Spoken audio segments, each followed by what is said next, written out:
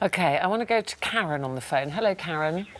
Hello. Hello. So you say you're absolutely dreading half-term. This is because of your 5-year-old who has ADHD, but you believe could be autistic. Is that right?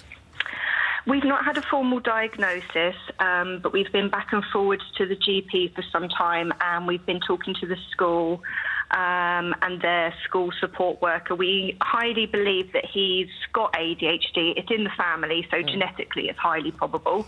But the GP has also picked up that he's probably on the autistic spectrum somewhere.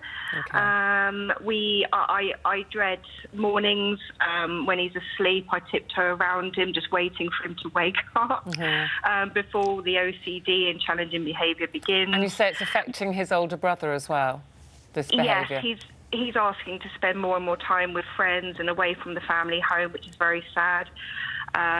Myself and my partner, we're having relationship difficulties because we're just constantly bickering. We don't know where to turn to, really. We know that there is something there. We don't know what we're dealing with, and we can't get a diagnosis on the NHS. And I think you've been told you can't get a diagnosis until he's 6.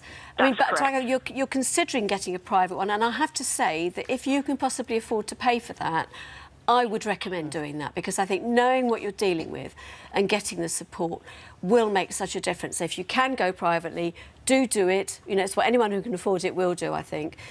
And then there's 2 really good societies you can go to. There's a thing called ADDIS, ADDIS, on our website, and they particularly help the parents of children with ADHD. And then there's also the National Autistic Society. And I think you will just find you can get so much practical and helpful advice from them and support.